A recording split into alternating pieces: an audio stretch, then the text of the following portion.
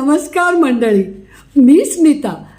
तुम्हाला काल मी सारस्वतांच्या काही व्हेज गोष्टी सांगितल्या, पदार्थ बरं का. पण त्यातलेही अजून काही सांगायचे राहिले. म्हणजे पिकलेला आंबा घालून अणसा फणसाची भाजी, पण आंबट आंबा घालून, पिकलेला आंबटसर जो असतो ना आंबा, तो घालून सासो काय चविष्ट लागतं सांगू तुम्हाला. आणि आंबोळ्या तर खाव्या सारस्वताकडच्या बरं का. कोकणी म्हणजे कोकणी आंबोळ्या फार टेस्टी.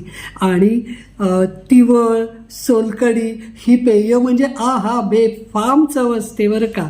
आणि त्याच्याबरोबर धोंडस हा एक केकचा प्रकार आहे. आणि बेबिंका हा सातपुडाचा केक असतो बरं का. तो जरा थोडा पोर्तुगीज स्टाईलचा असतो. केळ्याचं उंबर म्हणजे केळ्याची भाजी. आणि त्याचबरोबर नॉनव्हेजमध्ये पापलेटचं हुमण, कोळंबीचं सडसडीत बरं का. तिसऱ्यांचं हिंगवणी, बांगड्याचं आंबट तीख आणि बांगड्याच्या टकल्यांची कळपुटी. आहा